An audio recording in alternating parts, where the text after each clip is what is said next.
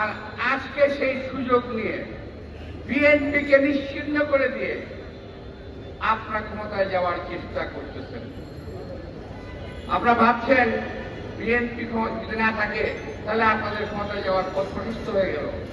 আরে ভাই, বিএনপির একটা নেতা কর্মী জীবিত থাকতে কখনোই আপনাদের খায়েশ কখনো পূরণ হবে না। বিএনপির নেতা কর্মীরা দেখেছে, বিএনপি নেতা কর্মীরা প্র্যাকটিস করেছে রাস্তায় কিভাবে আন্দোলন করতে হয়। বিএনপি নেতা কর্মীরা প্র্যাকটিস করেছে জেলখানায় কিভাবে জীবন কাটাতে হয়। আমাদের নেতা কর্মীরা জেল খাটতে খাটতে অভ্যস্ত হয়ে গেছে, আমরা নিজেরা জেল খাটতে খাটতে অভ্যস্ত হয়ে গেছি। জীবনে এবং যৌবনের অর্ধেক সময় রাজপথ এবং জেলখানায় আমরা কাটিয়ে দিয়েছি। সুতরাং আমাদের এই ব্যাপারে কোনো ভয় দেখাবেন না। আর আজকে এই সরকারকে বলতে চাই, আপনাদের দয়া করে একটু পক্ষপাতমূলক আচরণটা একটু বন্ধ করেন। এতে দেশের ক্ষতি হচ্ছে।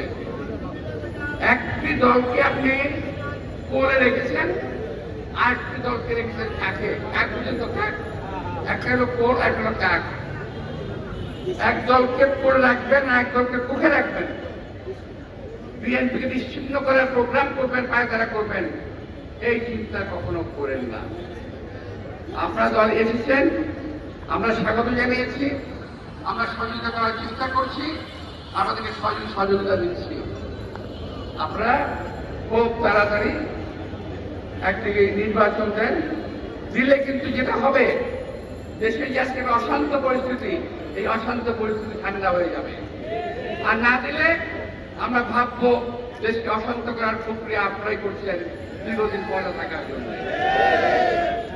প্রিয় ভাইরা, আজকে আমি এই মৌন মিছিলের উদ্বোধনী ঘোষণা করে এবং আয়োজকদের আন্তরিকভাবে ধন্যবাদ জানিয়ে আমি আবারও বিএনপির 422 জন ছাত্র নেতা সহ যারা শাহাদাত বরণ করেছেন জুলাইয়ে, আমি তাদের আত্মার বক্তব্য শেষ করছি।